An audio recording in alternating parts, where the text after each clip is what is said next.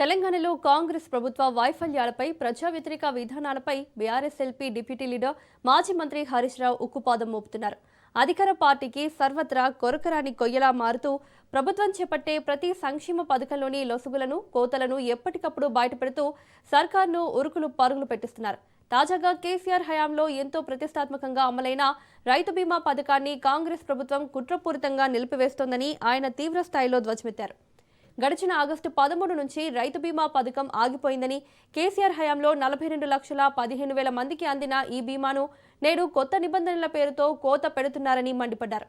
ఈ కొత్త విధానం వల్ల దాదాపు 13 లక్షల మంది రైతులు బీమాకు దూరమై తీవ్రంగా నష్టపోతున్నారని ఆందోళన వ్యక్తం చేశారు.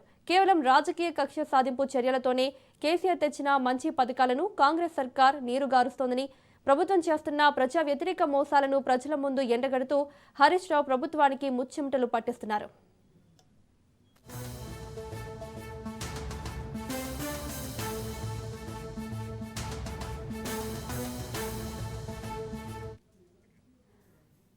ఇదే అంశానికి సంబంధించి మరిన్ని అప్డేట్స్ మా ప్రతినిధి సైదులు అందిస్తారు. సైదులు. మౌనిక, ప్రభుత్వం వైఫల్యాలని ఎప్పటికప్పుడు మాజీ మంత్రి బీఆర్ఎస్ శాసనసభ ఉపనేత హరీష్ రావు ఎండగడుతూనే ఉన్నారు. ఈ మధ్యకాలంలో చూసాం, ప్రభుత్వ వైఫల్యాలకు సంబంధించి ఎప్పటికప్పుడు ఆధారాలతో సహా అన్ని కూడా హరీష్ రావు బయట పెడుతూ ఉన్నారు. సో ప్రభుత్వం ఏమి చేయలేనటువంటి పరిస్థితిలో ఉండిపోతుంది. ఎందుకంటే హరీష్ రావు ఆధారాలతో సహా ప్రజలకు జరుగుతున్నటువంటి అన్యాయం పైన ఆయన గలమెత్తుతూ ఉన్నారు. కాబట్టి ఆయన పైన నిరాధారమైనటువంటి ఆరోపణలు కూడా ప్రభుత్వంలో ఉన్నటువంటి కొందరు చేస్తూ వస్తున్నారు. సో అట్లనే ఇప్పుడు రైతు బీమా విషయంలో రైతులకు ఈ రాష్ట్ర ప్రభుత్వం తీవ్ర అన్యాయం చేయబోతుందని కూడా ఆధారాలతో సహా మాజీ మంత్రి హరీష్ రావు బయటపెట్టారు. రైతు బీమా పథకాన్ని ఎంతో ప్రతిష్టాత్మకంగా ఆనాడు కేసీఆర్ తీసుకొస్తే ఇవాళ రైతు బీమా డబ్బులు వేయకుండా ఇబ్బంది పెడుతున్నారని చెప్పేసి ఆధారాలతో సహా అన్ని కూడా హరీష్ రావు బయటపెట్టారు.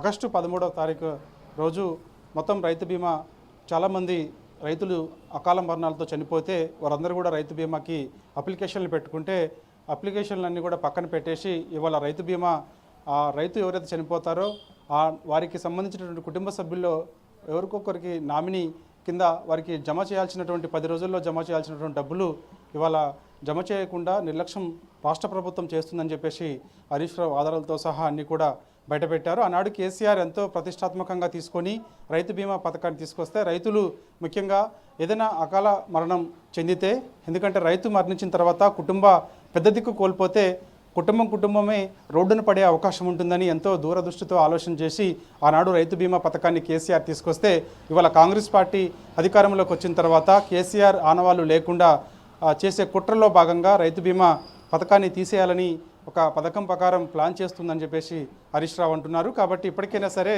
రైతు బీమా కింద ఎవరైతే రైతులు చనిపోయి అప్లికేషన్లు పెట్టుకున్నారో నామినీ కింద ఉన్నటువంటి వారు వెంటనే వారికి డబ్బులు చెల్లించాలని కూడా హరీష్ రావు రాష్ట్ర ప్రభుత్వాన్ని డిమాండ్ చేశారు. సో ఇక రైతు బీమా పథకాన్ని తీసేసి కేసీఆర్ ఆనాడు ఎంతో ప్రతిష్టాత్మకంగా తెచ్చినటువంటి రైతు బీమా పథకాన్ని తీసేసిన తర్వాత ఇవాళ కాంగ్రెస్ ప్రభుత్వం అధికారంలోకి వచ్చిన తర్వాత కొత్త బీమా తెచ్చే ప్రయత్నం చేస్తూ ఉంది. అందులో దాదాపుగా 13 లక్షల మంది రైతులకు ఈ బీమా వర్తించకుండా చేయాలని ఒక కుట్రపూరితంగా వ్యవహరిస్తుంది. ఇది సరైనది కాదని చెప్పేసి కూడా హరీష్ రావు అంటున్నారు. కాబట్టి ఇప్పటికైనా సరే రైతులు ఎవరున్నారు ఏంటి అనేది గుర్తించిన తర్వాత ఒకవేళ రైతు బీమా పేరు మార్చినా లేకపోతే ఇంకొక కొత్త బీమా లాంటిది ఏమైనా రాష్ట్ర ప్రభుత్వం తీసుకొచ్చే ఆలోచన ఉన్నప్పటికీ కూడా సో రైతులు ఆనాడు కేసీఆర్ ఎంతమందికి అయితే రైతు బీమా వర్తించేలా ప్లాన్ చేశారో ఇవాళ ఈ కాంగ్రెస్ ప్రభుత్వం కూడా అలానే ప్లాన్ చేయాలి తప్ప సో అట్లనే కొందరిని తీసేసే ప్రయత్నం చేస్తే మాత్రం ఖచ్చితంగా రైతుల పక్షాన బీఆర్ఎస్ పార్టీ పోరాటం చేస్తుంది, వారికి అండగా ఉంటుందని చెప్పేసి కూడా హరీష్ రావు అంటున్నారు. కాబట్టి ఇప్పటికైనా సరే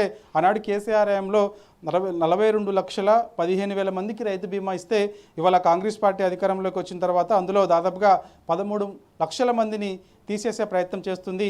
మరియు వారి ఎటుపోవాలి, వారికి ఇబ్బందులు తలెత్తితే ఎవరికి చెప్పుకోవాలి, వారు రైతులు కాదా, మరి రైతులు ఎందుకు వారిని అంటే రైతుగా ఈ ప్రభుత్వం వారిని ఎందుకు గుర్తించలేకపోతుంది అని చెప్పేసి కూడా హరీష్ రావు రాష్ట్ర ప్రభుత్వం పైన తీవ్ర స్థాయిలో నిన్న ఆయన మండిపడ్డ సంగతి అందరికీ తెలిసిన విషయమే. కాబట్టి ఇప్పటికైనా సరే కేసీఆర్ తీసుకొచ్చినటువంటి రైతు బీమా పథకం ఏదైతే ఉందో ఆనాడు 10 రోజుల్లోనే రైతు మరణిస్తే వెంటనే నామినీ ఖాతాలో డబ్బులు ఎల్ఐసి ద్వారాగా జమ అయ్యేవి. కానీ ఇవాళ జమ కావడం లేదు, రైతులు ఇబ్బందులు పడుతున్నటువంటి పరిస్థితి ఉంది.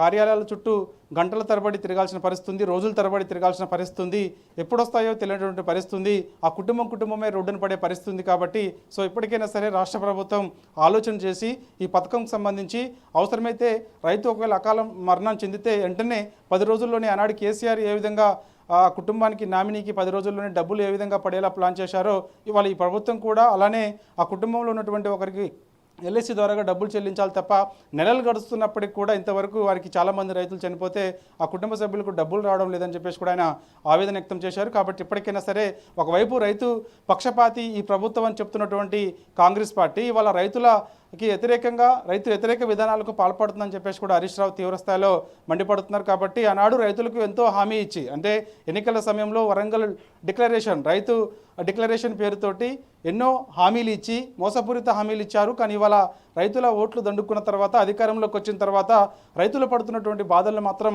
రాష్ట్ర ప్రభుత్వం పట్టించుకోవడం లేదు, చీమ కుట్టినట్టు కూడా వ్యవహరించడం లేదు. కాబట్టి ఇప్పటికైనా సరే రైతులకు పడుతున్నటువంటి ఇబ్బందులు, ఎందుకంటే ఒకవైపు ఎల్నినో ప్రభావంతో రైతులు రాష్ట్రంలో అనేక ఇబ్బందులు పడుతూ ఉన్నారు. సో ఆరుతడి పంటలు వేసుకోవాలనుకుంటూ అని సలహా చెప్తున్నప్పటికి కూడా కనీసం ఆరుతడి పంటలకైనా సరే కనీసం నీళ్ళు ఇవ్వాలి కదా, నీళ్ళు ఇస్తేనే కదా ఆరుతడి పంటలు వేసుకునేది. కనీసం ఆరుతడి పంటలకు కూడా నీళ్ళు ఇవ్వనటువంటి ప్రభుత్వం ఈ రాష్ట్రంలో ఉంది. రైతులు అనేక ఇబ్బందులు పడుతున్నారు. ఆనాడు మేము ఎన్నిసార్లు హెచ్చరించినప్పటికీ కూడా కనీసం కాళేశ్వరంలో దాదాపుగా లక్షల క్యూసెక్కుల నీళ్లు కిందికి పోతుంటే అవి కన్నెపల్లి మోటార్ లాంచ్ చేసి ఎత్తిపోస్తే ఇవాళ రైతులకు ఎంతో మేలు జరిగేది. కనీసం వారికి ఆరుతడి పంటలు వేసుకోవడానికి ఉపయోగపడేది. ఇవాళ మొత్తం నీళ్ళన్నీ కూడా గోదావరిలో కలిసిపోయిన తర్వాత ఇవాళ ఏం చేయలేనటువంటి పరిస్థితి నెలకొంది. అంటే రైతుల్ని ఇబ్బందులు పెట్టేందుకు రైతుకు ఒకవేళ పంట పండితే ఆ పంట కొనాల్సి వస్తే ఖచ్చితంగా వారికి బోనస్ ఇవ్వాలి. బోనస్ ఇస్తే అన్ని రైతుకి ఇవ్వాల్సినటువంటి పథకాలన్నీ కూడా వర్తింపజేయాల్సి వస్తుందని చెప్పేసి వారికి రైతులకి నీళ్ళు ఇవ్వకుండా ఈ రాష్ట్ర ప్రభుత్వం ఇబ్బందులకు గురి చేస్తుందని చెప్పేసి కూడా హరీష్ రావు అంటున్నారు. కాబట్టి ఇప్పటికైనా సరే రైతు బీమా పథకం ఏదైతే ఉందో ఆ బీమా పథకాన్ని ఖచ్చితంగా కొనసాగించాల్సిందే, లేని పక్షంలో రైతుల పక్షా నుండి ఖచ్చితంగా పోరాటం చేస్తామని చెప్పేసి కూడా మాజీ మంత్రి హరీష్ రావు అంటున్నారు. Mounika. Right side, thank you.